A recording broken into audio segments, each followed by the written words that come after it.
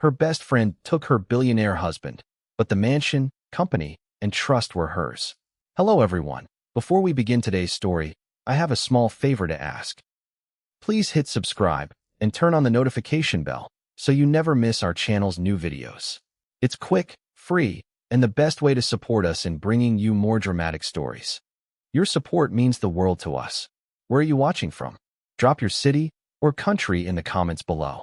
Thank you very much. The breakfast room had always been the quietest place in the mansion. Morning light pooled on the long walnut table, and the windows looked across the terraced lawn toward the old stone wall that marked the edge of the trust property. Raina Calhoun had chosen this room years earlier because it did not ask anyone to perform. There were no portraits facing the chairs, no chandelier bright enough to make a tired face look exposed. Just coffee, linen, and the small comfort of an ordinary hour. Evan Calhoun had brought a file to breakfast. It sat beside his cup, squared with the table's edge. Raina noticed it before she sat down. Evan did not bring files to breakfast, unless he wanted a decision to feel inevitable. Celeste is going to stay on a little longer, he said. The guest house, I mean, until her situation settles. Raina lifted her coffee, but did not drink. Celeste Rowan had been Raina's college friend before she had become someone who appeared at the mansion only with a reason. In the last month, every reason had sounded urgent. A parent ill, a lease disrupted, a family matter she was not ready to discuss. How long is a little longer? Raina asked. A few weeks, maybe more. I also arranged a role for her with the community program. Coordinator level. It gives her a structure. Evan opened the file. It helps the company too. He spoke gently, as if gentleness changed the fact that the arrangement was already complete. You arranged it, Raina said. I approved it. There was no need to make her wait through 3 rounds of meetings when she needs work now. Raina looked down at the page he had turned toward her. It was a weekly schedule printed on company stationery. Celeste's name appeared beside several blocks marked partnership planning. Evan's name appeared beside each one. A trust site visit Raina had planned for Thursday was crossed out in blue ink, replaced by an unmarked block. Why was my visit removed? Evan glanced at the page, as though he had not seen it. Scheduling conflict. Celeste thought it would be easier if I handled that part. Celeste thought it would be easier. Raina. His hand settled over the paper, not touching hers. She is having a difficult time. We can make room. The words were familiar. Raina had made room for Evan's late calls, for his long flights, for his habit of turning every request into a crisis that only he could solve. She had made room because partnership meant generosity, and because she had believed generosity was safest when it was quiet. I am not saying no, she said. I am saying I need the paperwork. For a moment, Evan's expression was blank. Then he smiled, with an effort that made the gesture look practiced. Of course, I thought you would understand. The door opened. Celeste stepped in wearing a soft gray dress, and the careful brightness of someone arriving in a home she wanted to appear grateful for. Her dark hair was pinned back. She carried no bag, no coat, no sign that she had slept in the guest house rather than come from a hotel. I hope I'm not interrupting, she said. We were talking about your role, Raina said. Celeste's eyes went quickly to Evan, then back. He told me he would explain. I would never want you to think I expected anything. Tell me about the family emergency, Raina said. Celeste's smile tightened. It is complicated. I have been trying to keep it private. You don't have to explain private things to me. But if you are staying on trust property and working for the company, the arrangement cannot be private from the people responsible for it. Evan leaned back. That is what I was saying. We can handle the formalities. Celeste looked down at the tablecloth. I know I have created inconvenience. The phrase did not sound like Celeste. In college, she had been blunt, funny, unwilling to let anyone rescue her. This version of her seemed composed, from sentences designed to draw reassurance. Raina did not give it. Send me the original request and the role description, she said. Today, Celeste's eyes flickered. The original request? The one that led Evan to offer the guest house. Evan answered before Celeste could. Raina, there is no reason to interrogate her at breakfast. I'm not interrogating anyone. Raina folded the schedule once and slid it into her own folder. I'm reading the record. Evan stood, gathering his phone and keys.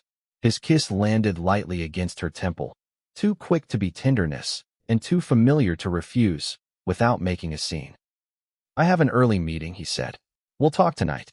Celeste waited until the front door closed behind him. Then she looked at Raina with a steadiness that did not match the tremble in her voice. I didn't mean for this to become awkward, she said. It became awkward when decisions were made in my name, Raina replied. Celeste nodded as if accepting a rebuke, but the expression did not reach her eyes. I'll send what you asked for. After she left, Raina took the schedule upstairs to the small trust office, where the mansion's original plans were kept. The guest house request was already in her inbox, so was an earlier email chain Evan had not forwarded. Celeste's first message had described a family hardship in careful, dramatic detail. Near the end, beneath the language about being embarrassed to ask, she had written, a temporary company role would make the arrangement easier to explain and keep me close to the work Evan, and I have already begun. Raina read that line twice. Then she opened her calendar and saw that her Thursday visit had not been moved. It had been canceled from her account, while Evan and Celeste were scheduled to meet at the company offices. She closed the laptop without replying to either of them. The morning was still quiet. It simply no longer felt ordinary. Sloan Barrett called just after 10, while Raina was standing in the trust office, with Celeste's email open on the screen. Sloan's name rarely appeared without warning. She was not a person who used urgency to make herself important. If she called, it was because a document had reached a point where waiting would create its own decision. Raina, Sloan said when the line connected. Her voice was calm, but not casual. Are you somewhere you can speak freely? Raina looked at the closed office door. Yes, I received a request this morning from Evan's office. He wants the mansion listed as collateral for a short-term company facility. The request also references the trust's controlling voting shares. Raina sat down slowly. The room had once been a nursery. She had converted it into an office because the windows faced the guest house, and she had liked the view of its small porch in winter. Now the curtains there were drawn. The mansion is trust property, she said. Correct. So are the controlling shares. Evan cannot pledge either one. Then why did he send it to you? There was a pause, no longer than a breath. Because the request says you have agreed to the arrangement. It says you are stepping back from trust oversight as part of a mutual separation. The word mutual seemed to take up more space than the rest of the sentence. I have not agreed to anything, Raina said. I believe that might be the answer. I stopped the request before it went to the trustee action queue. But there is a deadline tomorrow morning, and the company has represented that this facility supports a vendor expansion. Raina looked at the blue ink schedule beside her keyboard. What did he sign, and what did he only say? He signed as CEO. He represented that he had your consent. There is no trust authorization from you, no signature, no vote, and no instruction from the trust. Sloan's tone remained careful. The timing is also unusual. The request refers to a series of company meetings as evidence that you were aware of the plan. Those meetings appear to be on a calendar maintained by Celeste Rowan. Raina closed her eyes. A few minutes earlier, that detail might have felt like an accusation against Celeste. Now it felt like something harder, a line between choices that had been coordinated and choices that were still Evan's alone. Do not announce a conclusion, she said. Preserve everything. The request, the calendar entries, the approvals. Already done. And don't make Celeste a rumor. Not yet. I won't. Maribel Knox is with me. She can explain what the company can protect while we determine what happened. Would you meet us this afternoon? Yes. Raina ended the call and stayed seated until her hands stopped shaking. Then she found Evan's number. He answered on the second ring. Hey, everything all right? Did you ask Sloan to pledge the mansion? The silence on the line was brief, but it had shape. It was the silence of a man deciding which version of the truth would cost him least. I asked her to review an option, he said. It is a bridge, Raina. The company needs flexibility. You said I agreed. I said we were aligned. I thought we were. On what? On protecting what we built. Raina watched the guest house through the window. A figure moved behind one of the curtains. Celeste's outline paused, as if she could feel the direction of Raina's attention. The mansion is not something you built, Raina said. Neither are the shares. Evan exhaled sharply. Don't do this over the phone. I can explain tonight. You can explain to Sloane and Maribel this afternoon. You called Maribel? Sloane did. Because you used a company request to represent my consent. His voice lowered. You are making a private problem procedural. You put it in a procedure when you signed something. For a moment, neither spoke. The old Raina would have filled that silence with an apology for her tone. She could feel the habit rise in her throat. She let it pass. I will be at the company at 2, she said. Bring whatever you think supports your request. She hung up before he could turn the call into another negotiation. At 1:30, Celeste appeared in the office doorway. She held a ceramic mug with both hands, as though she had come to offer comfort. Evan said you were upset, she said. Evan talks to you about my emotions? Celeste's eyes widened with practiced surprise. No, not like that. He just said the paperwork had become stressful. The paperwork says I agreed to a separation and a pledge of trust property. Did you know that? Celeste looked at the floor. I knew there was a business plan. I didn't know the details. You maintained the calendar it relied on. I scheduled meetings Evan asked me to schedule. There it was, the first attempt to place every decision in Evan's hands. Raina thought of Celeste's email, the phrase keep me close to the work Evan, and I have already begun. Send me every version of the calendar, Raina said. Do not edit anything. Celeste lifted her head. For the first time, her expression lost its softness. Are you trying to blame me for what he did? No, Raina said. I am trying to learn what each person did. Celeste set the mug down too carefully. You always make things sound so reasonable. Reasonable is not the same as harmless, Raina replied. Celeste left without drinking from the mug. Raina waited until the front door closed, then gathered the schedule, the email, and the trust papers Sloane had sent securely.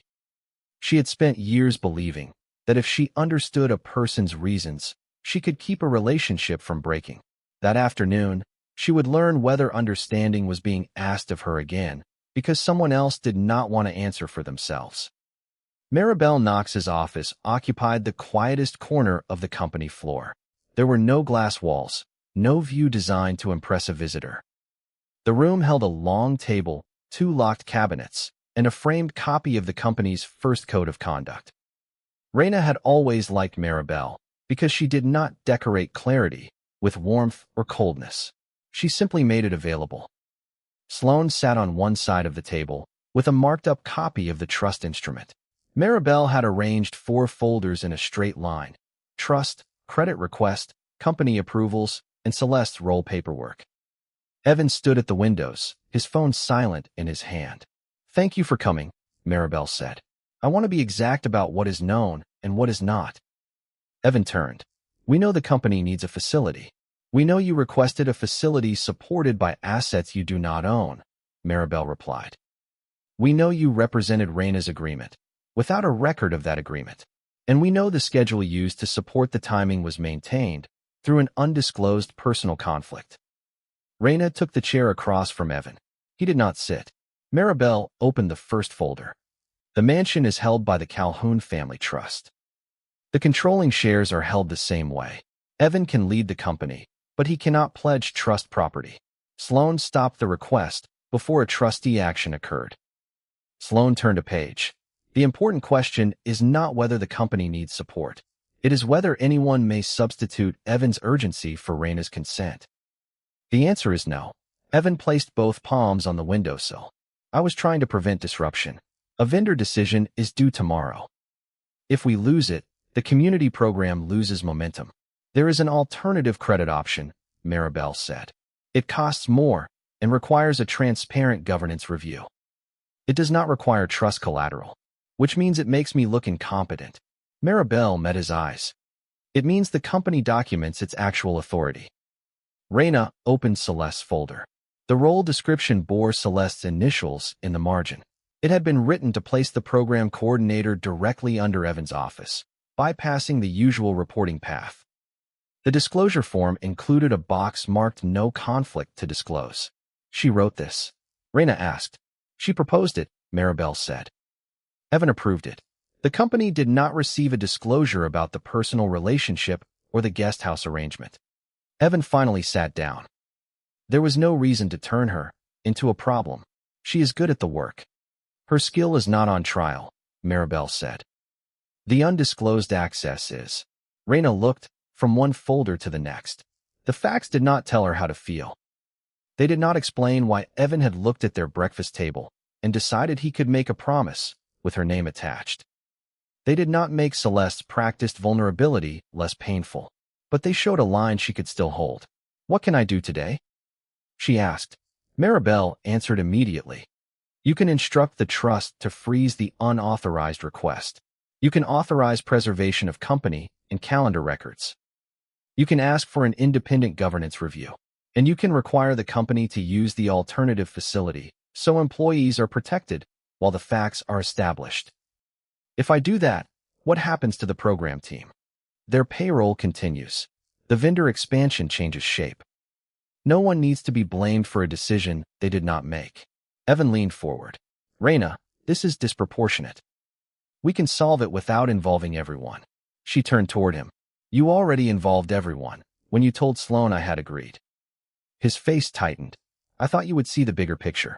The bigger picture is that you tried to use my agreement before you had it." Sloan did not interrupt. She only slid a one-page instruction toward Raina. It was narrow. It did not accuse Evan of a crime. It preserved documents, paused the pledge, and directed the trustees to consider a limited review. Raina read every line. Then she signed. Evan watched the pen leave the page, as if the sound might still be reversed. "You are choosing them over me," he said. "No," Raina said quietly. "I am choosing not to choose for you." Maribel gathered the signed instruction. "I will issue a factual notice to the appropriate company decision-makers. It will state that the credit request is under review and that payroll protections are in place. It will not discuss anyone's private life." Raina looked at the folder with Celeste's name. Celeste receives the same factual notice. No rumors. No special warning. Maribel nodded. "That is appropriate." Evan stood, so quickly his chair rolled back. "You cannot pretend this is just paperwork."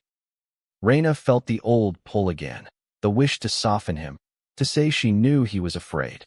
But fear did not change the document he had sent, or the authority he had borrowed. "It isn't just paperwork," she said. "That is why I am reading it." When he left, the room seemed larger. Maribel closed the door after him, then returned to the table. "You do not have to decide the future of your marriage today," she said. Raina looked at her signature. Her hand was steady now. "Good," she said.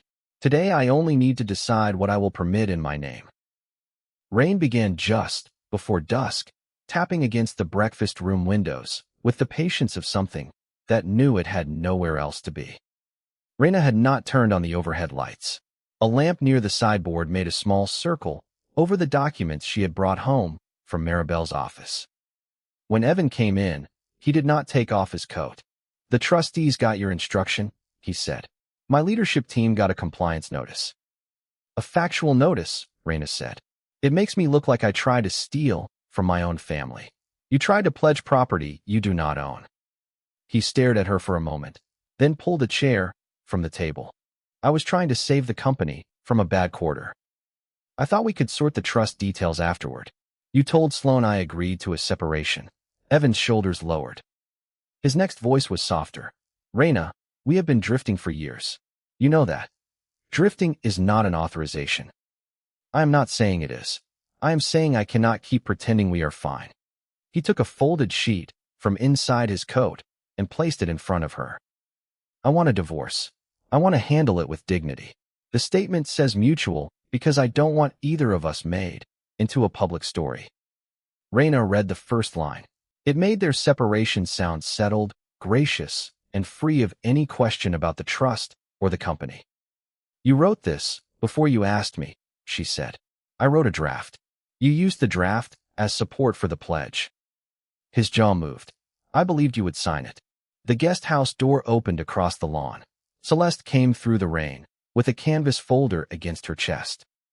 She entered through the side hall a minute later, damp at the shoulders and pale enough that Evan took a step toward her. "I thought you were at the office," he said. "Maribel asked for files," Celeste answered. Then she saw the papers on the table. "Oh." Raina laid Celeste's original request beside the role description and the separation statement. "You should both see what I have." Celeste did not sit. Her eyes found the first email immediately. "You kept that," she said. "You sent it to Evan through a company account." I was embarrassed. I didn't know how else to ask. "You described a family crisis that Maribel cannot verify. You asked for the guest house. You suggested a company role that would keep you close to Evan. You built the calendar entries yourself." Celeste's fingers tightened around the folder. "I needed somewhere to land." "You needed Evan to choose you," Raina said. Her voice did not rise. "Those are not the same thing." Evan stepped between them, without quite meaning to. "Don't make Celeste carry all of this. I approved the role. I wanted her there." Raina looked at him. "Then say the whole sentence." He went still. The rain filled the pause. "I wanted her there," Evan said at last. "I wanted the meetings. I wanted someone who looked at me like I hadn't already failed something." Celeste turned toward him, hurt and angry at once. "That isn't what you told me. I told you what I thought was true at the time. You told me the marriage was over. It was ending. It was not your decision to announce for both of us," Raina said. Celeste's eyes shone, but she did not look away. "I wrote the request. I asked for the job. I asked Evan to let me use the guest house, because I knew you would say yes if you thought I was in trouble. I thought if I was near him, he would finally stop treating me like an old friend who needed help." "And when he hesitated?" Raina asked. Celeste swallowed. "I made it easier for him to stay." Evan turned sharply. "You scheduled meetings I did not ask for. You attended every one," Celeste said. "You asked me to clear her calendar." The accusation landed between them, but Raina refused the invitation to decide whose sentence was worse. "You each made choices," she said. "Wanting something does not make consent appear." Evan reached for the separation statement. "We can still fix this. Sign it, and I will withdraw the pledge. We do not need to destroy everything, because we handled something badly." Raina put her hand over the page before he could take it. "You do not get to trade a correction for my signature," she said. "And you do not get to call this mutual, because it is easier for you to explain." Celeste lowered the folder. "What happens to me?" Raina looked at her for a long moment. She remembered dorm room laughter, borrowed sweaters, Celeste's old certainty that she would never depend on anyone. The memory hurt because it was real. It did not make the present less real. "Maribel will send you the process," Raina said. "You will have a chance to respond to the disclosure review, but you cannot stay in the guest house while the trust determines what was done there." Evan's face changed. "You are throwing her out?" "No. The trust will arrange temporary housing under its normal policy. Her pay continues while the review is pending. That is more than either of you offered me, a process with the truth inside it." Evan picked up his coat. The divorce statement remained on the table. "This is going to cost all of us," he said. "It already did," Raina answered. He left through the front hall.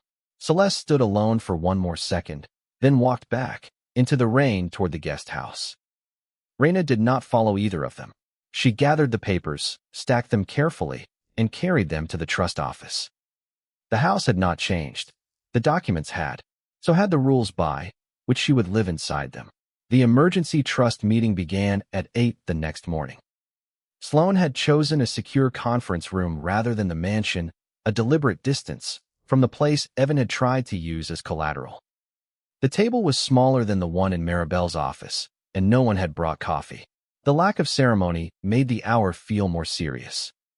Raina sat with a legal pad in front of her.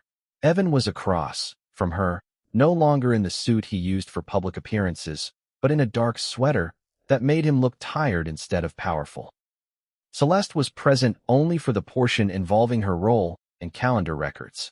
Maribel sat beside Sloan, with a thin stack of printed documents and a tablet turned face down. Sloan began with the trust instrument.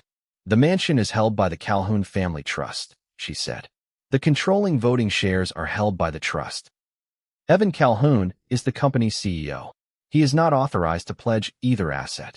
Raina Calhoun did not consent to the request, the separation representation, or any reduction in her oversight authority. Evan's eyes stayed on the table. Maribel took over. The company has a lawful temporary facility available. It is less convenient than the proposed pledge, but it protects payroll and does not rely on trust property. The employee program will continue. The vendor expansion may be delayed. Delayed how long? Evan asked. Long enough for the company to show its actual approvals, Maribel said. That is the cost of transparency. Celeste flinched at the phrase, though it was not aimed at her alone. Sloan placed 3 documents in the center of the table: Evan's request, the calendar sequence, and Celeste's role proposal. The trust must decide whether to deny the pledge and whether to seek an emergency hearing to establish the record before any future asset request. Evan looked directly at Raina. A hearing makes this permanent. The request made it permanent, she said.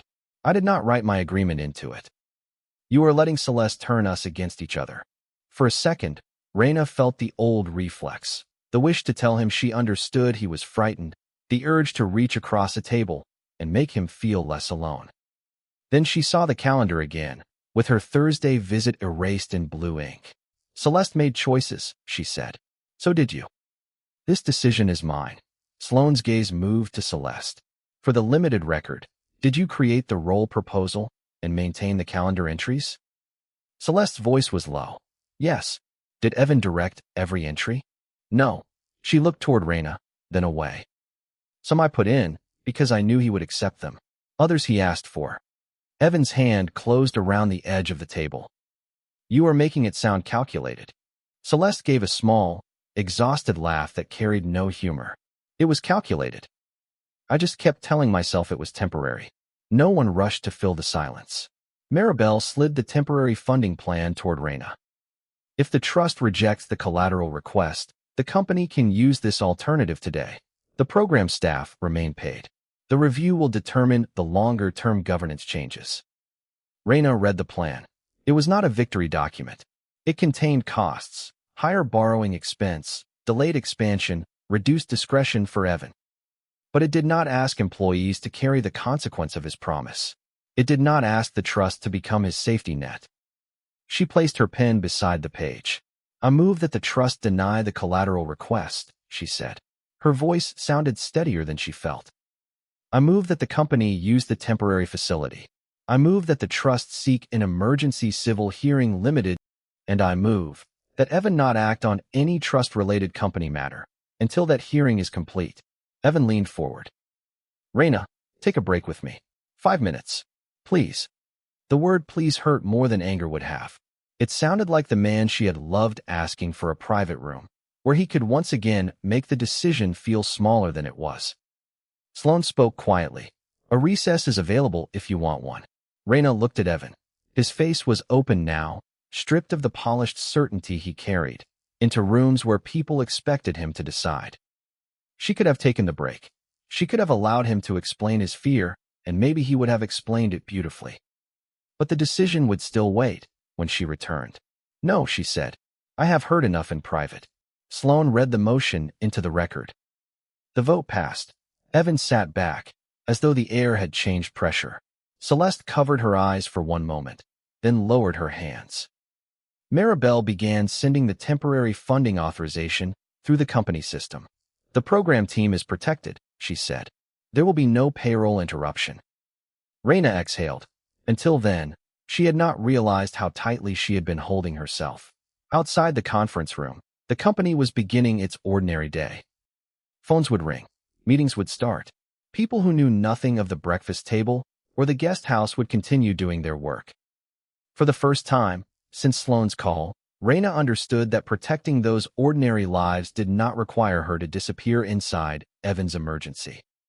It required the opposite. She closed her legal pad. The hearing was set. The mansion and shares remained where they belonged. And the next decision, however painful, would be made in the open. By noon, the company had done what companies did when a decision was no longer private. It had turned uncertainty into a meeting. Evan stood at the front of the leadership forum beneath the clean white light of the auditorium. Raina sat in the back beside Maribel, where she could see the presentation screen without becoming part of it. She had not intended to come. Then Evan's assistant had called twice, saying he needed her there to show steadiness. The request had made her curious about whose steadiness he meant. Evan began with the vendor expansion. He spoke about timing, resources, and continuity. He did not mention the trust. He did not mention the temporary facility. He did not mention that the company had been protected because Raina refused to let his authority grow larger than it was. At the end, someone asked whether the compliance notice meant payroll was in danger. Evan looked toward Raina. Maribel rose before Raina could answer. Payroll is protected, she said.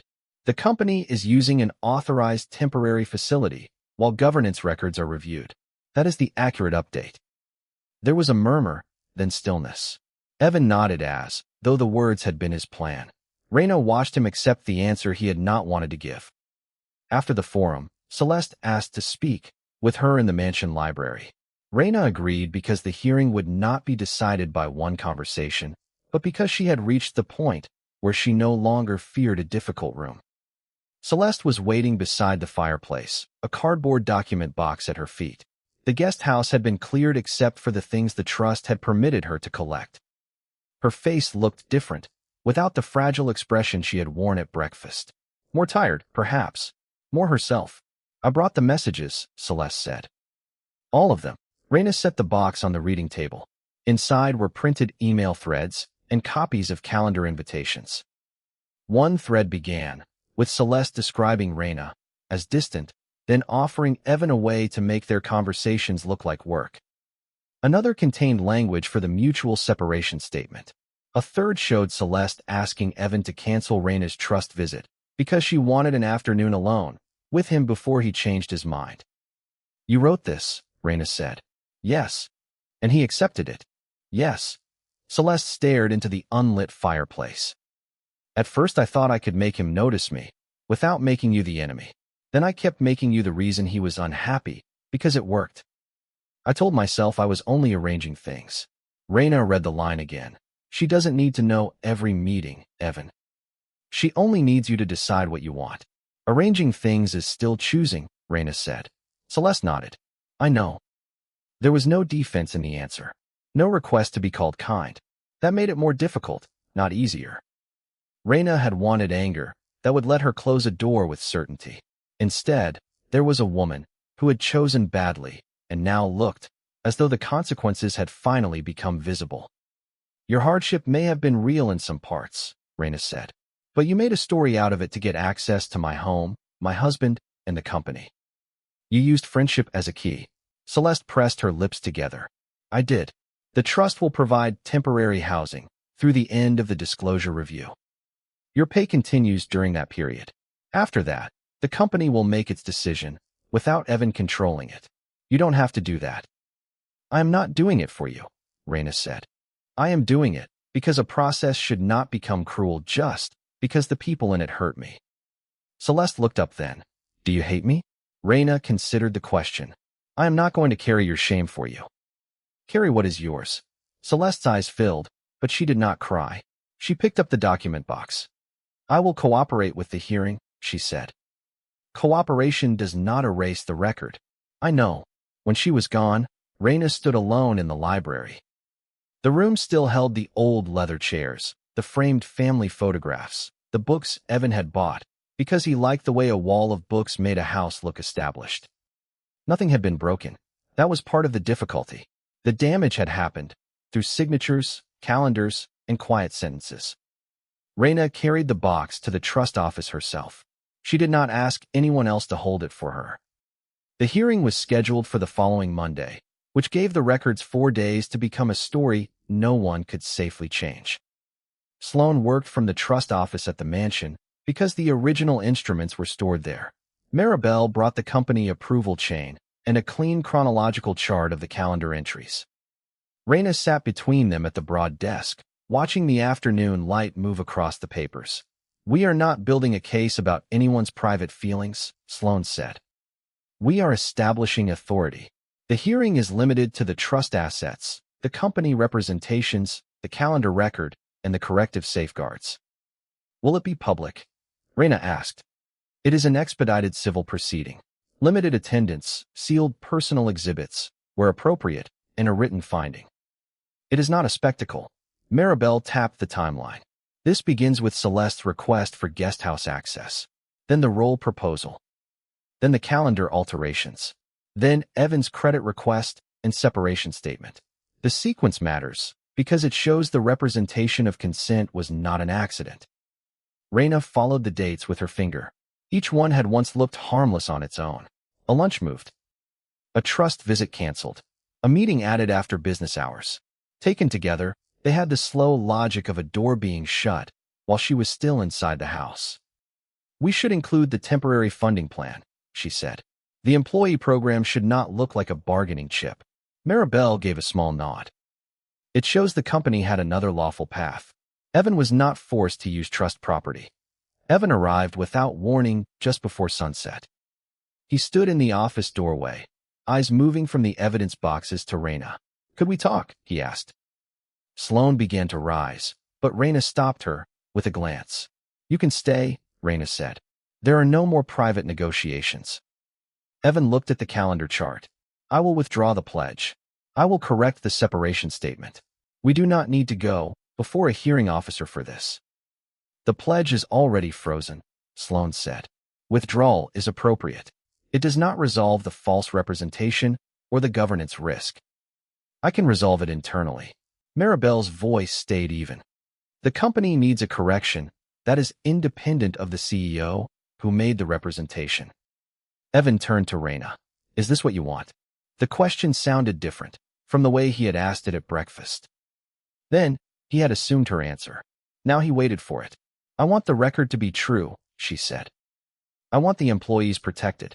I want you to stop asking me to make a private promise fix a public act. His face closed for a moment. I never meant to hurt the program. Intent is not permission, Raina said. You know that now. He looked toward the guest house window. The curtains were open. The rooms were empty. Celeste told me she is leaving the company, he said. That will be her decision after the review. It is not yours to announce either. Evan nodded once. The acknowledgement was small, but it was the first time he had not tried to bargain with the boundary.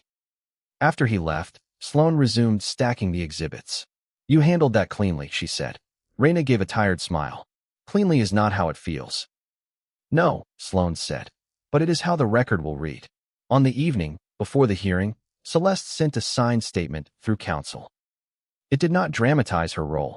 It confirmed the fabricated hardship request, the guest house plan, the role proposal, the calendar cover, and the messages she had written to keep Evan from involving Raina. It also stated plainly that Evan had chosen each meeting, signed the credit request, demanded the divorce statement, and made the pledge attempt without coercion. Raina read the statement once and put it back in the folder. There was no relief in being right. There was only the strange steadiness of knowing the truth would no longer depend on whether anyone was willing to say it aloud.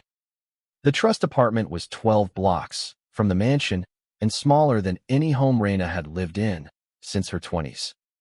It had one bedroom, a narrow kitchen, and a balcony above a bookstore street.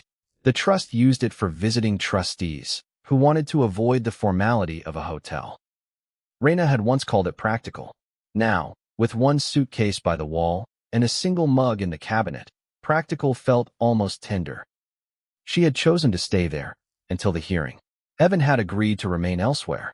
The arrangement was written down, not because she expected him to break it, but because she had learned that an unwritten understanding could be turned into whatever the person with more confidence needed it to mean.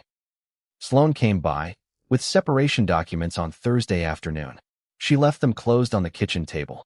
You don't have to decide these before Monday, she said. I know. I brought them because you asked to see the options, not because there is a deadline. Raina made tea. The gesture was automatic, then she paused. There were only 2 cups. She placed one in front of Sloane and sat across from her. Does it make me indecisive that I don't know whether I want the divorce yet? She asked. Sloane considered that. It makes you careful. A legal decision should not have to carry every emotional answer at once. Raina looked toward the bookstore awning below. People moved along the sidewalk, with umbrellas tilted against a fine rain. They had places to be that did not involve the Calhoun Trust, a company facility, or the language of a marriage coming apart. I thought being a good partner meant anticipating what Evan needed before he asked, she said. I thought that was love. It may have been part of how you loved, Sloane said. It was never a reason for him to take your consent for granted. The doorbell rang.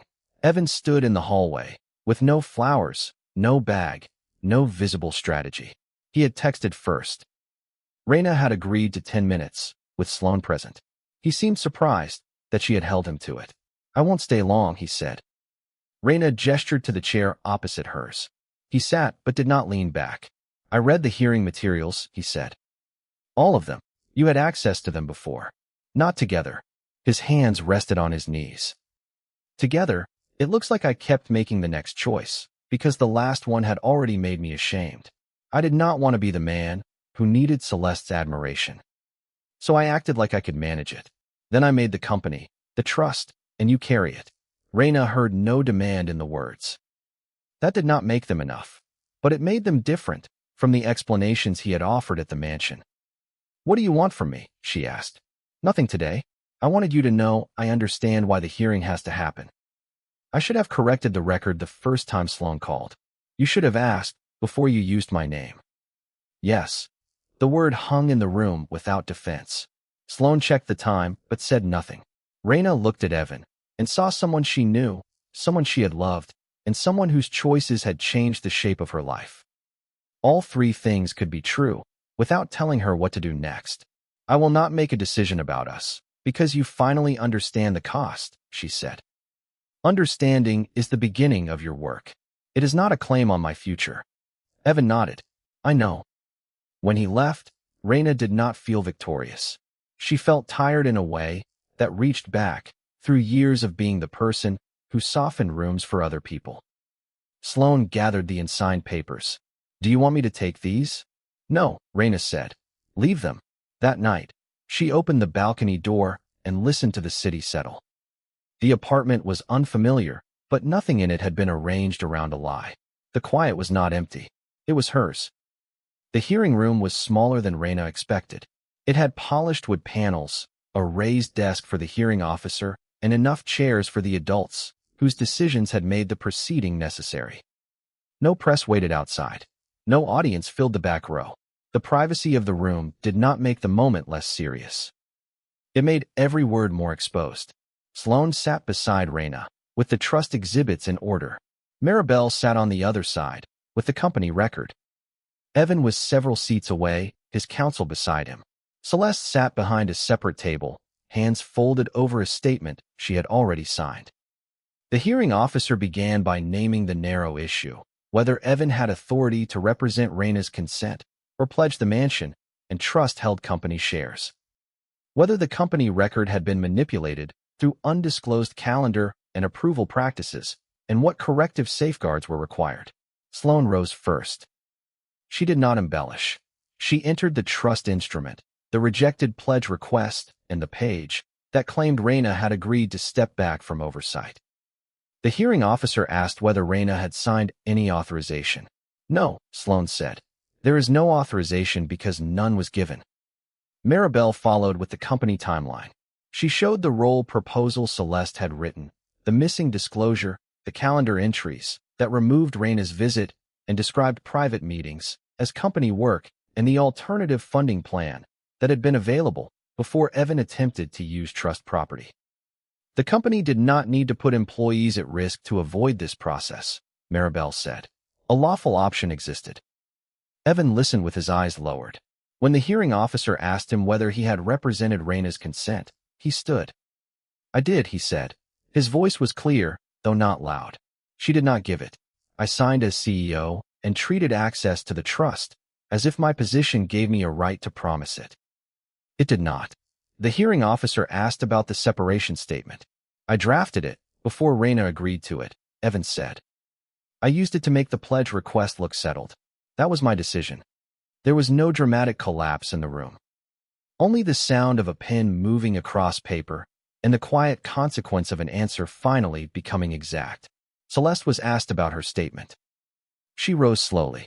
I fabricated the family hardship request, she said. I asked for the guest house. I proposed the company role and created some of the calendar cover. I wrote messages that encouraged Evan to treat Raina's absence as permission. I did those things intentionally. Her voice caught, then steadied.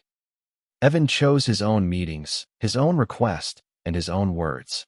I did not force him. Raina did not look at either of them.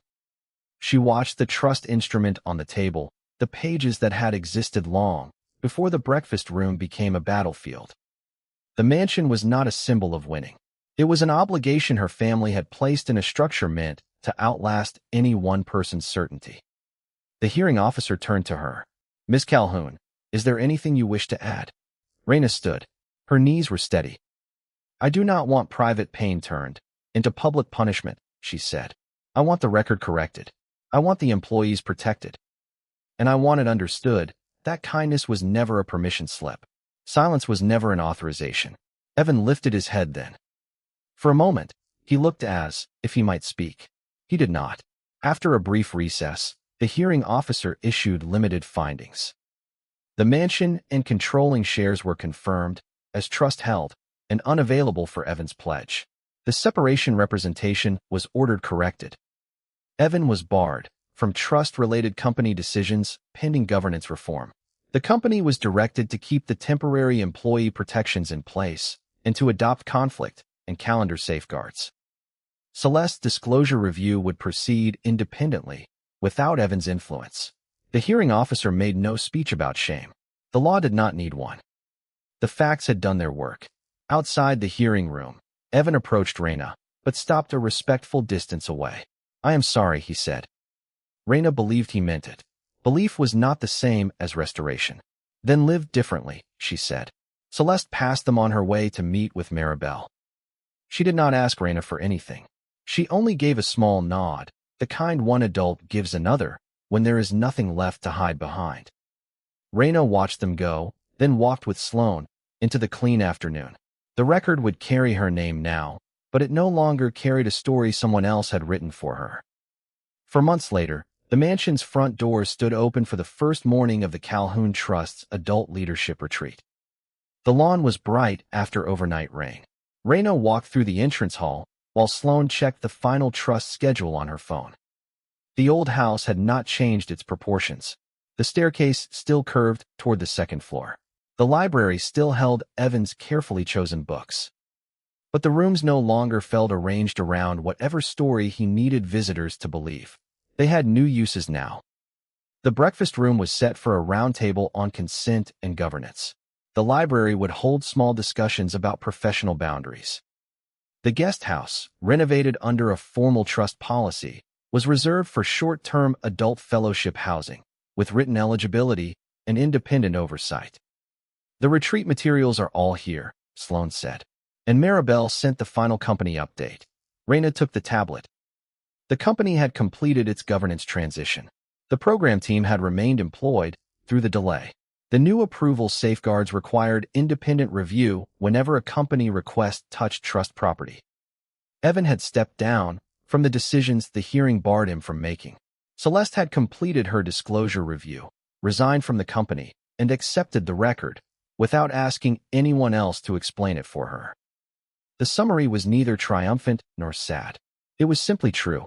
You did not have to host this here, Sloane said. We could have used a hotel. Raina looked through the open doors toward the garden.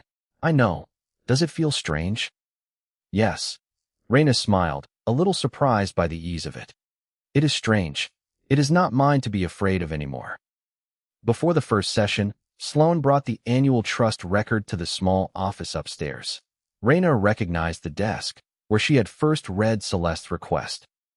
The room was orderly now, not because anyone had hidden a fact, but because every paper had a place. The record listed the emergency protections, the hearing findings, the new governance rules, and the continuation of the employee program. At the bottom was a line for her signature. Sloane waited by the window. Do you want the name changed on next year's materials? Raina held the pen over the page. She had thought about that question more often than she admitted. The name Calhoun had been her husband's, but it had also been hers for years of work, friendship, grief, and care. She did not owe it to Evan, and she did not have to abandon it just to prove she was free. Not yet, she said. For now, it is my name too. She signed. Her phone vibrated on the desk. A message from Evan waited on the screen. I hope the retreat goes well. If you ever want to talk, I will listen. Raina read it once. She did not delete it. She did not answer it. Not because silence was punishment, and not because she had no feelings left. She simply had a room full of adults arriving to learn how power could be held without being taken. She slipped the phone into her pocket and went downstairs. Maribel was waiting in the breakfast room, setting a folder beside each chair. Everything settled? She asked. Everything that needs to be settled today, Raina said. The first participants entered through the open doors. Their voices filled the hall, ordinary and expectant. Raina welcomed them without rehearsing a role. She did not need to mention Evan. She did not need to mention Celeste. The work in front of her was not a monument to what had happened. It was a choice about what would happen next. At the window, the trust's name was etched into the glass. Below it, in the day's agenda, was a line Raina had written herself. Authority is strongest when consent is clear. She looked at it for a moment, then turned toward the room. Good morning, she said. Let's begin. This story is a fictional dramatization created for entertainment and educational purposes. Any resemblance to real people, companies, or events is purely coincidental.